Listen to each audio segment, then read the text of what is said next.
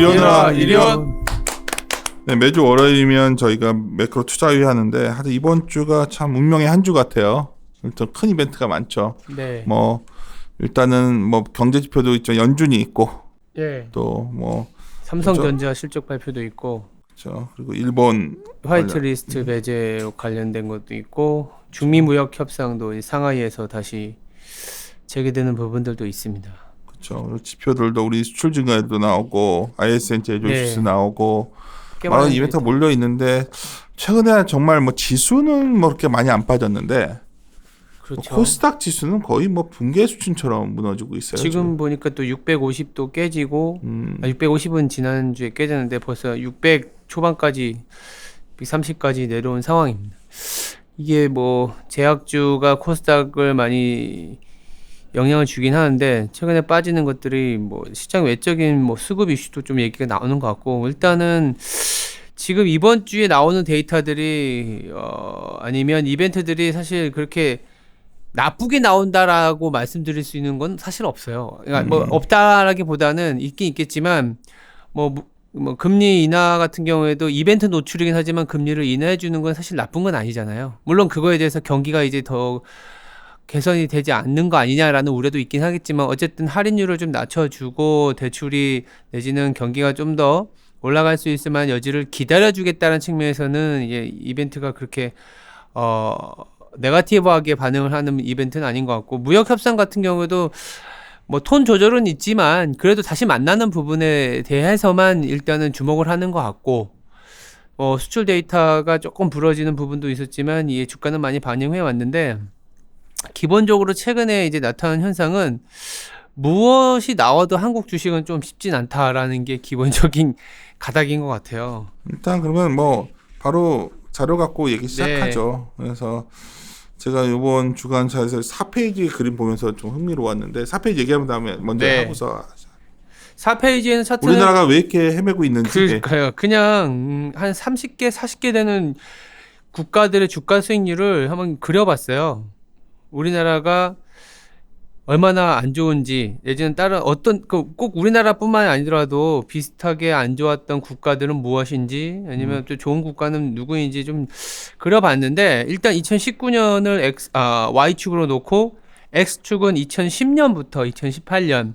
그러니까 이거 왜 이렇게 그려봤냐면은 우리가 잘 알고 있는 왜 브리지워터의 레이 달리오 회장이 7월 중순에 패러다임 시프트라는 논문을 하나 올려놨는데 하나의 패러다임이 형성이 됐을 때는 그 패러다임이 지속될 수 있다. 내지는 지속된다라는 거에 대한 기대가 상당히 많다.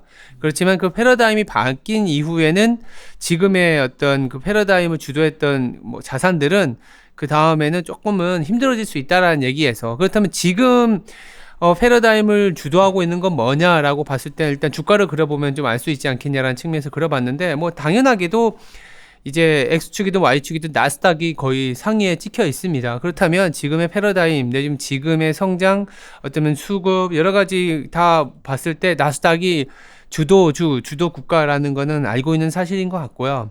다만 재밌는 게 뭐냐면 2019년 들어서는 거의 대부분의 국가가 다 플러스예요.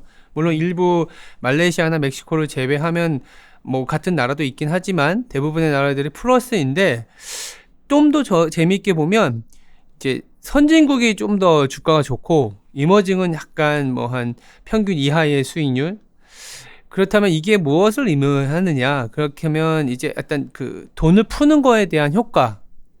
일단 선진국하고 이머징을 따져서 봤을 때 돈을 풀었을 때 즉각적인 통화 정책의 영향력은 사실은 선진국이 더 강하거든요. 그런 부분들을 반영하는 것 같고요. 더불어서 또 재미있는 건 2019년에는 플러스이지만 작년까지 거의 한 8년 동안 마이너스였던 국가들이 있었더라고요. 2010년을 1월을 기점으로 하면 스페인, 포르투갈, 이탈리아, 남유럽하고 중국. 가만히 보면 기업 부채나 내지는 정부 부채가 좀 문제가 됐었던 국가들인데도 이 나라들이 사실은 또 올해는 굉장히 좋았다. 그러니까 금리를 좀 낮춰주는 이슈에 있어서 얘네들이 조금은 이자 비용이라든지 이런 것들의 시간을 벌어주는 그런 이슈가 되기 때문에 좀 더 경제 활동에 대한 기대치가 좀 올라온 거 아니겠냐라는 생각을 하는데 어쨌든 2019년 상당히 좋았지만 안 좋은 국가들을 뽑아보면 이제 칠레, 멕시코, 말레이시아, 한국 이런 나라들이거든요. 근데 한국하고 멕시코를 생각해보면 딱 떠오르는 게 그거 이제 그 교역량과 관련된 국가라고 보시면 돼요. 나프타와라든지 아니면 멕시코랑 한국. 그렇죠. 그리고 우리는 이제 동아시아 쪽, 일본과의 어떤 갈등 내지는 중국의 어떤 경기 침체의 우려감 이런 게 좀 맞물리다 보니까 자체 수요를 만들 수 있는 국가들 같은 경우에는 주가가 상당히 좋았는데 그렇지 않은 뭐 남의 수요를 기반으로 가야 되는 국가, 특히 거기다가 약간 시장 신화주의적인 국가가 아닌 나라들이 수익률이 좀 별로였다. 이게 이제 4페이지는 차트고요. 더불어서 이제 미국 중심의 시장이 지속이 되고 있는데 좀 안 좋게 보시는 분들은 미국도 이제 좀 많이 끝난 거 아니냐라는 얘기들 하십니다. 왜냐하면 미국이 이제 금리를 내리는 사이클 내지는 금리를 내린다라는 거는 지나가 보면 이게 인슈어런스 컷인지 리세션 컷인지 하지만 사실은 금리가 인하된다라는 거는 좋게 볼 건 아니잖아라는 얘기들 하시니까요. 그래서 실제로 여러분들이 쓰시는 데이터가 이제 연준에서 향후 한 12개월 이내에 리세션이 올 확률을 좀 이렇게 집계해서 매월 발표하는데 뉴욕 연준에서 발표한 거 보면은 2020년 6월에 이후에 보면은 한 30% 이상까지 올라온 상황인데 2019년 7월로 보면 한 13% 향후 10개월 안에 이 리세션이 올 확률이 물론 금융위기 이후에는 가장 높은 수준까지 올라온 건 맞습니다. 근데 이게 재밌는 게 장단기 금리차 갖고 만드는 거기 때문에 이번 주에 연준이 금리를 내려버리면 또 이게 또 변해요. 물론 그거에 변한다는 걸 가정하지 않더라도 제가 말씀드리고 싶은 건 시차가 좀 있다라는 부분이고요. 시차가 있더라도 결국 리세션을 갖고 있다 이렇게 주장을 하면 뭐 할 말이 없는 거 아닌가? 리세션으로 가고 있다라는 거는 경기가 추가로 또 확장되고 있다라는 거에 다른 말이거든요. 그래서 왜냐하면 리세션이 될지 내지는 그냥 단순히 경기 둔화로 갈지는 사실 모르겠지. 왜냐하면 피크가 있으면 다운턴이 있으니까요. 그러면 그 다운턴이 우리는 항상 피크는 지나고서야 알잖아요. 그렇죠. 그래서 경기 사실 우리가 기준 순환이라는 것도 우리나라만 하더라도 한국에서 그렇죠. 한참 지나고 나서야 피크인지 아니면 그렇죠. 뭐 바닥인지를 정해주는 건데 우리가 그렇게 본다 우리가 투자하는 미래를 대상으로 한다면 사실 우리끼리는 뭐 리세션 컷이냐 인슈어런 컷이냐 얘기를 하지만 뭐 자기가 보는 시각에 따라서는 이건 이미 뭐 안 좋아지기. 그럴 수도 있습니다. 근데 이제 중요한 건 뭐냐면 우리는 이제 지금 주도 국가 현재의 패러다임이 유지되는 건 미국이 더 가는 건데 그러면 지금의 상황에 대한 투자 아이디어가 유지될 수 있다라고 보는 거고 그런 상황에서 미국은 지금 좋은 상황인데 이게 얼마나 가겠냐 내지는 리세션의 확률이 높아진다라는 게 반드시 리세션이 온다라는 얘기는 아니지만 가만히 생각해보면 이 리세션 확률이 높아지는 거는요 한마디로 이게 리세션이란 말을 붙여서 그렇지 사실 지금 경기에 대한 어떤 강도라고도 볼 수 있어요. 그냥 피크로 가는 과정인데 그 피크로 가는 과정에 대한 길이에 대한 얘기인 거지. 그리고 나서 어쨌든 경기가 업턴하고 나면 피크가 보이고 다운턴 있고 다시 또 바닥이 나오고 하는 그런 과정이잖아요. 그래서 굳이 리세션이라기보다는 생각보다 경기의 어떤 그 상승 과정이 더 지속되는 그런 차트로도 해석할 수 있다라고 저는 말씀드리고 싶은 거죠. 경제를 보는 많은 분들이 정고점을 돌파했다라는 거에 대해서 되게 이렇게 안 좋은 반응들을 많이 보이세요. 그러니까 부동산 가격이 부러질 것 같다라고 얘기하실 때도 부동산 가격이 역사상으로 고점에 왔기 때문에 이제는 고점이다라고 말씀들을 많이 하시거든요. 근데 역사상 고점이나 전고점은 항상 뚫려왔어요. 왜냐하면은 GDP라는 거는 YOY로 보셔서 그렇지 항상 위로 올라가거든요. 그렇죠. 증가율을 보면 우리가 그러면 GDP가 맨날 올라가는데 그러면 매분기마다 꺾일 것 같다고 고점이라고 얘기할 수는 없는 거거든요. 그래서 그걸 조금 고민해가지고 생각을 그렇죠. 해주셨으면 좋을 것 그거는 같아요. 상상해서 그런데 말 무채강 이코노미스트가 이제 얘기를 하니까 하면 미국 ISM이 나올 것 같은데 지금 어때요? 뭐 지금 보면은 저는 PMI 지수가 그래도 좀 반등 나올 줄 알았거든요. 지난주에. 안 좋은 거 같아. 나도 그래서 지금 예상보다 좀 꺾여가지고 ISM 지금 수준이거나 아니면 지금보다 조금 안 좋은 수준 정도로 예상을 하고 있는 거고요. 그럼 뭐 뉴트럴이고 별 영향 없는 거고. 뉴트럴 정도로 보고 있고 경제 성장률이 생각보다는 나쁘지 않았어요. 그리고 7페이지 보시는 것처럼 기존 주택 매매나 신규 주택 매매가 안 꺾여가지고 지금 원래는 반등이나 아니면 괜찮을 걸로 예상했던 게 이제 PMI하고 주택 매매였는데 둘 중에서 주택 매매는 괜찮게 나오고 제조업 PMI가 51 예상했는데 50.6인가 나왔거든요. 뭐 그 정도 수준이라면은 아직까지는 그래도 미국 경제는 견조하다라고 봐주시는 게 맞을 것 같아요. 미국 경제 견조하니까 뭐 연준이 이번에 뭐 50bp 가능성은 낮은 것 같고 25bp 그렇죠. 인하할 것 같은데 예. 이후에 발언이 좀 중요하겠죠. 이후 어떻게 하겠냐는 발언이 중요한데 8페이지에 봐주시면요. 많은 사람들이 이제 이걸 많이 얘기해요. 미국 다음 주에 있으니까 미국 비농업 부분 고용자 수 변동을 보고 이제 결정을 한다. 뭐 아니면은 이게 올라가면은 기준금리 인하를 안 한다. 뭐 이런 얘기들을 많이 하시는데 지금 수준에서 봤을 때 이 비농업 부문 고용자 수 변동이라는 게 변동성이 굉장히 크거든요. 생각보다. 근데 이걸 보고서는 한 달 수치 잘 나오면은 기준금리 인하 안 하고 한 달 수치 못 나오면 기준금리 인하하고 그럼 패드가 완전 바보죠. 패드를 믿으면 안 되는 거죠. 그래서 사실 이거 그렇게 신경 쓰지 마시라. 제가 항상 말씀드렸던 것처럼 평균점 잡으시고 그 평균점에서 어느 정도까지 이 방향성이 나오느냐를 보시는 거지 그렇게 한 번 일희일비 하시는 거 아니다라고 말씀을 드리는 거고요.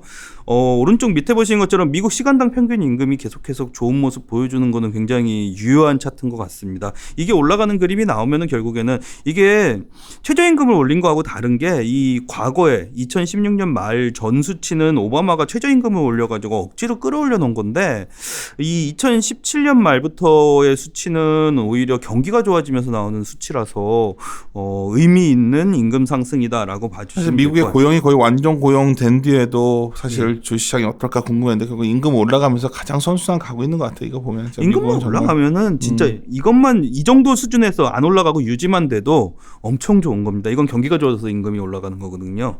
그래서 그렇게 보시면 될 것 같고요. 아까 유로존은 아까 신중호 연구원이 보여준 차트가 되게 흥미로운 게 올해 다 좋아지는 게 프랑스, 이탈리아, 스페인, 포르투갈 이런 애들이잖아요.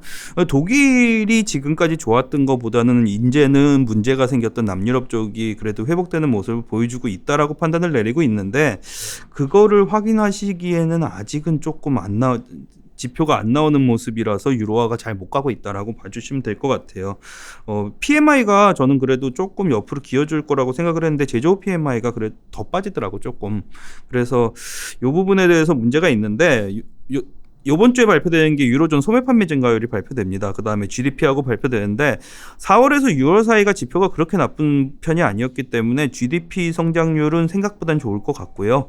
그거하고 합쳐가지고 소매 판매 증가율도 저는 여기서 더 빠질 것 같진 않아요. 그러니까 미국의 어떻게 했던 간에 트럼프 정부가 계속해서 각국에 어쩌면 시비를 걸면서 자국 우선주의로 가다 보니까 미국은 좋아진다.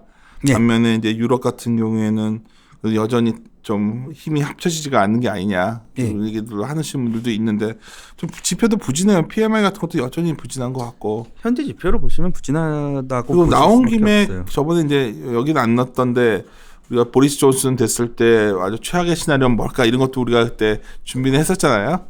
하여튼 노딜로 갈 수도 있는 거 아니에요 이렇게 되면? 노딜로 가게 되면은 10월에 노딜이 가겠죠. 10월 말에.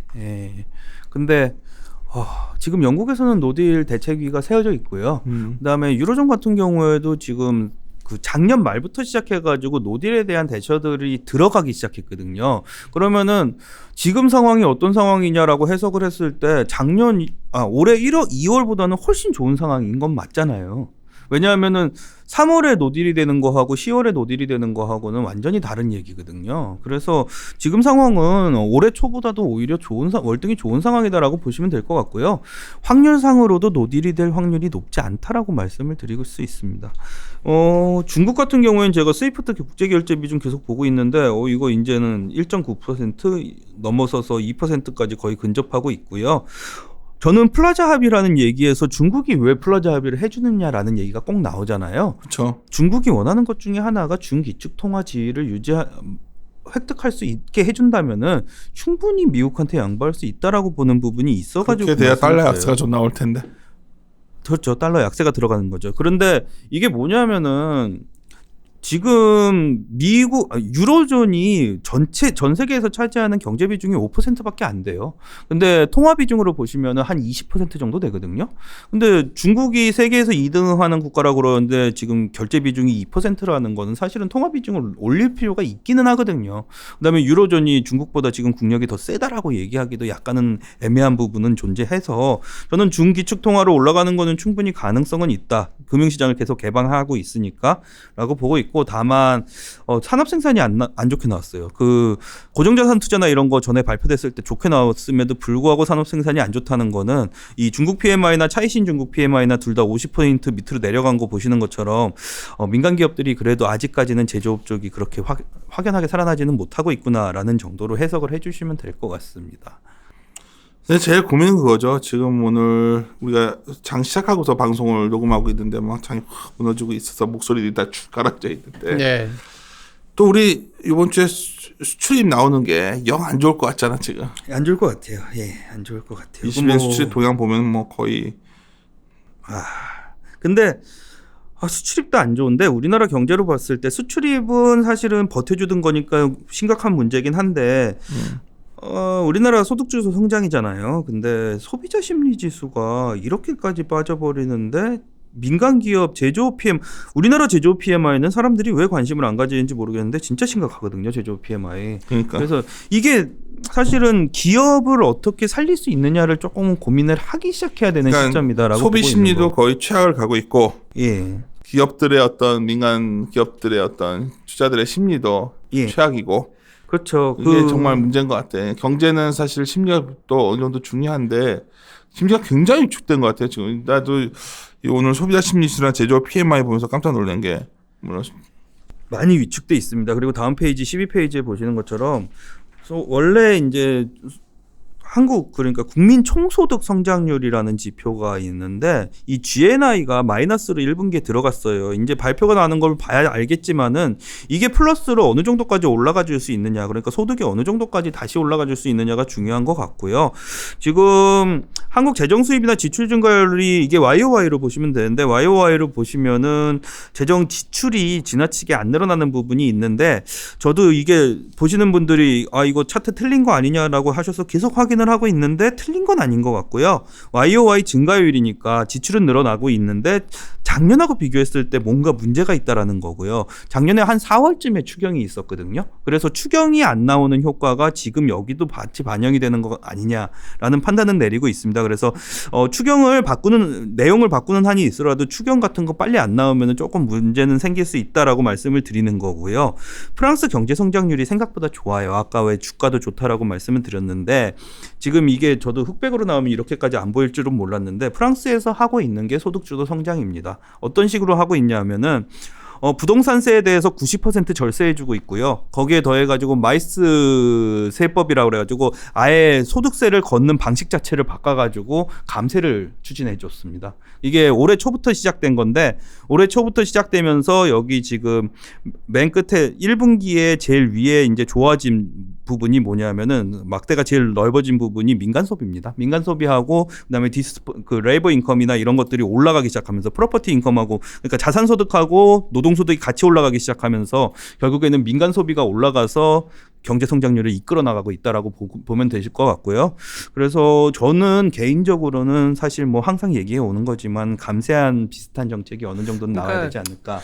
뭐 이 자료를 준비하는 게 있어서 이렇게 보면은 그러니까 그런 건 있는 것 같아요. 뭐 90년대 막 이렇게 얘기를 하시잖아요. 근데 위기는 아닌데 위축은 맞는 것 같아요. 위축. 왜냐하면 지금 그러니까 보통 경제 보시는 분들 중에 자금 순환표라고 전 세계 각 국가마다 다 통계를 집계를 하는데 자금 순환표 이제 분기별로 나오는 데이터를 보시면 아무도 돈을 쓰지 않아요. 우리나라는. 다 저축인 상태인 기업도 저축, 정부도 저축, 민간도 저축. 그러다 보니까 경상수지도 플러스 외부에 오히려 순투자가 되어 있는 상황이기 때문에 위기가 오진 않는데 아니면 좀 이런 말 하는 것처럼 좀 말라서 좀 이렇게 비틀어지는 상황인데 위축이 되는 상황이. 근데 이럴 때에 어떠한 액션이 나왔을 때 그 경제가 소위 말하는 조금은 부스트업이 됐냐? 그게 영국의 사례, 뭐 일본의 사례, 뭐 대만의 사례가 여러 가지 있었는데 대부분 보면 알아서 소비하고 이러지 않고요. 정부가 나서서 감세안이라든지 재정이라든지 풀면서 일단 소비단에서 조금 올라와주고 저축에 대한 게 좀 풀려서 소비율이 올라가고 그러고 나서 투자가 막 올라가더라고요. 근데 지금은 우리나라는 아무도 안 와. 위축이 되는 상태. 망하진 않은데 위축이 돼. 그래서 굳이 왜 프랑스 경제 성장률이 이게 되냐면, 그러니까 주류 경제학을 욕할 수도 있겠지만 주류 경제학을 욕하는 대부분의 나라들도 경제가 이렇게 위축됐을 때는 감세라든지 부동산이라든지 추경이라든지 이런 재정 집행을 통해서 뭔가 마중물을 만들어줬다라는 거예요. 그래서 우리나라도 지금 그런 게 나와주는 타이밍이 나와준다면 어쩌면 지금의 우리가 굉장히 안 좋은 심리, 위축된 심리가 조금은 돌아갈 수 있는데 당장 그 추경에 대한 얘기도 조금 지지부진하다 보니까 시장 자체가 빠져도 2천 올라도 2천이진 상황이지 않겠냐라는 생각으로 좀 부연 설명을 해드렸습니다. 뭐 요번 달 말에 이제 FOMC 있는데 요번 주 중순이죠. 근데 FOMC에서 뭐 지금 뭐 이 얘기 저 얘기 나오고 있지만 여전히 미국에서 보고 있는 선물 금리를 보시면은 올해 내 세 차례 인하를 반영하고 있다라고 봐주시면 될 것 같고요. 일본 같은 경우에도 지금 보시는 것처럼 7월에 설문조사한 거는 완화적으로 갈 거다 80%가 나왔고, ECB 같은 경우에도 사실 이것도 차트가 잘 안 나왔는데 이 파이낸셜 마켓 컴포넌트가 잘 이 플러스로 마이너스로 돌아서 있습니다. 그래서 불확실성 측면이라고 보시면은 이제는 금융시장에 대한 안정성 측면에서는 유로존에 대한 우려도 없다라고 하면은 완화적으로 다시 돌아가도 될 것 같아요. 이 이코노믹이나 비즈니스가 안 좋은 거거든요. 그래서 돈을 좀 풀 거다. 그다음에 라틴 아메리카 같은 경우에 보시면은 소비자 물가 지수에 대한 그 범위 자체가 점점 줄어들면서 지금은 한 3% 정도를 평균으로 수렴하고 있거든요. 이렇게 되면은 이머징 국가에서도 결국에는 그 완화적인 통화 정책이 나올 가능성이 높아져요. 그러면 전 세계가 지금 완화적인 통화 정책 쪽으로 돌고 있고 재정도 완화적으로 돌고 있다라고 하면은 글로벌리하게 그림이 나빠지는 그림은 아니에요. 그냥 글로벌리하게 보면은 글로벌 증시도 올해 나쁘지 않았고요. 예. 다 괜찮은데 왜 우리 증시만 유독 이렇게 안 좋냐가 이제 오히려 이제는 아까 초반에 계속 말씀드린 이거예요. 것처럼 그러니까 근데 그 가능성이 되게 낮다는 거죠. 대외 정부 정책의 변화 가능성이. 수요에 영향을 많이 받는 멕시코와 한국이 좀 주가 수익률이 부진한 게 동일하게 나타났는데, 그렇게 되면은 대외 수요에 대한 불확실성을 우리가 해결할 수는 없잖아요. 그래서 디스카운트 되는 부분들을 어떻게든 타개하기 위해서는 내부적으로, 그러니까 내수하고 수출이기 때문에 내수라도 살리기 위한 정책을 써야 되잖아요. 근데 그 내수에 대한 정책이 정부는 쓰고 있어요. 근데 시장에서 원하는 방향이 아니다 보니까 약간은 주가 수익률이든 여러 가지가 안 맞는 것 같다라는 생각으로 말씀을 드리고 있습니다. 근데 이제 저는 이렇게까지 온 상황에서 위기란 식으로 자꾸 얘기하는 거는 좀 반대하고 있고요. 위축이라는 얘기를 드리는데 위축 상태에서 그거를 좀 더 그 사람들의 전체적인 경제 활동을 살리기 위해서는 정부의 그 액션이 나와줘야 된다는 얘기를 좀 드리고 싶은 근데 거죠. 사실은 위기 상황, 그러니까 뭔가를 투입해가지고선 그게 올라갔다 깨져가지고 위기 상황이 되는 것보다 위축이 더 안 좋아요. 안 좋은 거는. 위축은 아니 일반적으로 비교했을 때 이거예요. 말라 죽을래 아니면 뭐라도 한번 크게 시도를 해보고서는 그거에 걸어볼래라는 건데 우리는 그냥 말라 죽어가는 가정이잖아요. 그래서 사실은 뭔가라도 나와야 되고 저는 그러니까 국가적인 입장에서는 안 좋지만은 그래도 기회가 될 수 있는 새로운 변화의 실마리가 되지 않을까 하는 게 오히려 그 한일 무역 분쟁이 오히려 어떤 변화감을 만들어주지는 않을까라는 생각은 가지고 재정을 있어요. 빨리 풀어야 된다. 뭐가 될지 모르겠지만은 일단 한번 쾅 때려버린 거잖아요. 한국을 기점으로 해서. 그래서 그거에 어떻게 반응하느냐가 우리나라한테 지금 시점에서는 진짜로 중요한 상황이라고 보고 제가 이제 이번 주 고민은 이런 거예요. 실질적으로 이제 이번 주부터 뭐 실제 투자하는 뭐 우리 뭐 각 증권사의 지점에 계신 고객들이나 이런 분들은 반대의 얘기가 이제 나올 지점이 됐고 아마도 진행되지 않을까 싶어요. 네. 왜냐하면 주가 하락폭을 감안한 신용 물량 같은 거 생각하면 그러면 이런 거죠. 여기서 이제 그 물량이 털리고서 위로 갈 거냐, 네. 계기가 있는 거냐, 네. 아니면 또 뭐 반등은 나오겠지만 또 지지분한 흐름으로 가서 정말 흘러내. 오늘 아침 모닝 미팅 때도 제가 이제 신용 팀장한테 심플하게 물어본 게 똑같이 우리 셋 다 고민하는 거죠. 우리가 야 이게 뭐 지수상으로 라운드 넘버 2000의 의미에 대해서 테스트가 들어갈 것 같은데 과연 2000 밑에 근처에 와줄 때 살 거냐 말 거냐에 대한 고민이 오히려 더 중요해지는 시점 같아요. 뭐 여러 가지 미국 얘기하고 그러지만 제일 문제는 야 우리 그렇다면 이제 정말 획기적인 센티를 계속하는 아까 어쩌면 가장 중요한 지표가 아까 우리나라의 어떤 일반 소비자들의 심리와 기업의 심리 아닐까요? 뭐 경제라는 게 결국 유기체적인 성격이 있는데 근데 거의 무너져가기 시작하고 있던 또 심리가 지금. 근데 이걸 돌릴 만한 정책은 뭐 현재 정치권 보면 추경도 통과 안 되고 있고 그러면 그거는 야당 탓이고 야당이 좀 협조적이지 않으니까 또 여당의 정책도 여전히 감세나 여러 가지 글로벌한 트렌드는 이걸 하고 있는데 전혀 굉장히 제한적 정책 안 변하려고 하고 있고 둘 다 이게 기싸움하다가 경제는 피가 말라가는 정말 말라가는 느낌이어서 오늘은 정말 아침에 시작 전에도 어디 전화 받고서 그냥 고민을 얘기했었는데 오늘이 참 걱정이에요. 지금 왜냐하면 그런 것들을 일주일 동안 사람들이 생각해 보고서 야 이거 좀 뭔가 좀 불안하고 던지거나 좀 그런 시점이 왔거든 지금. 그래서 그렇죠. 뭐 돌아선다 그래도 이제 그로스가 막 그렇게 막 플러스로 들어서고 막 이런 게 아니다 보니까 왜냐하면 분기별 데이터가 아무리 좋게 나와도 작년만큼 이상의 실적을 우리가 보여주지는 못할 거라는 게 확고해진 상황이다 보니까 사실 그런 반면에 또 네. 실적 컨선은 바닥을 잡아가고 있어요. 그건 그렇죠. 이게 워낙 기대가 이제 오히려 많이 이번 주에 그런 어떤 셀링 클라이막스가 좀 나올 것 같은 느낌도 있어 나는. 왜냐하면 오히려 지표는 돌아서려고 하고 있는데 일단 못 견딜 수준까지 가격이 주가가 내려와 버렸기 때문에 여기서 두드려 맞겠지 뭐. 근데 요즘 느낌은 좀 웃기는 게 이제 셀링 클라이막스 나온 다음에 그러면은 원래는 V자 반등이나 이런 게 나오잖아요. 근데 지지부진하게 반등 조금 나오다가 다시 셀링 클라이막스가 나오고 뭐 그럴까봐 두려운 거지. 그런 게 자꾸만 나. 근데 저 궁금한 게요. 저는 이제 경제 지표를 요즘에 계속 보다 보니까 저희가 재작년이었나요? 작년이었나 그 정부에서 왜 그 주가는 올리겠다라고서는 왜 뭐 정책 많이 나올 거다라고서는 많이 나왔던 것 같은데 그게 나온 다음에 실패를 한 건가요? 아니면 아예 안 나온 건가요? 저는 나와서 코스닥 같은 게 하면 좋았죠. 그렇죠. 아, 근데 그때 근데 이제 근데 그게 이제 실질적으로는 지속 가능한 게 아니라 이제 원래는 시장에 좀 활력을 주는 정책들 예를 들어서 오히려 뭐 주식 투자라면은 뭐 유통 시장에 관한 겁니다. 저희들이 아무래도 주식 투자 관련된 일을 많이 하다 보니까 이해해 주시고 예를 들어서 뭐 투자자들이 뭐 주식 투자라면 뭐 감세를 해준다거나 뭐 이런 것들이 있었던 게 아니라 직접적으로 돈을 배분하는 정책을 많이 썼거든요. 그러니까 그 후유증들이 오히려 코스닥에 더 심하게 나오는 것 같고 지금. 그러니까 제가 항상 자본시장 종사자들이 비판받는 것 중에 하나지만 솔직히 말하면 자본시장, 금융시장만 놓고 본다면 마켓에 자꾸 개입하면 개입할수록 마켓은 부작용이 나오거든요. 오히려 지금이라도 시장이 활동화 될 수 있게끔 거래를 활성화하게 시키고 좀 그런 정책들, 부동산도 마찬가지고 지금 그렇게 해줘야 뭔가 선순환이 될 텐데 이게 안 되고 있으니까. 근데 또 그렇다고 뭐 야당이 잘하는 것도 아니에요. 뭐 추경 그것도 하나 통과 못 시키고 말이에요. 왜? 그러니까 뭐 정치권이 어쩌면 주가뿐만 아니라 경제 발목을 잡고 있는 느낌이어서 다 네 탓 내 탓만 서로 하고 있으니 이게 참 답답합니다. 근데 중요한 거는 그거는 뭐 우리가 그것도 딱 오늘 제가 주말에랑 오늘 아침에랑 퀀트랑 다 데이터는 오히려 좀 다가왔는데 주가로는 클라이막스가 남은 것 같아요. 주가는.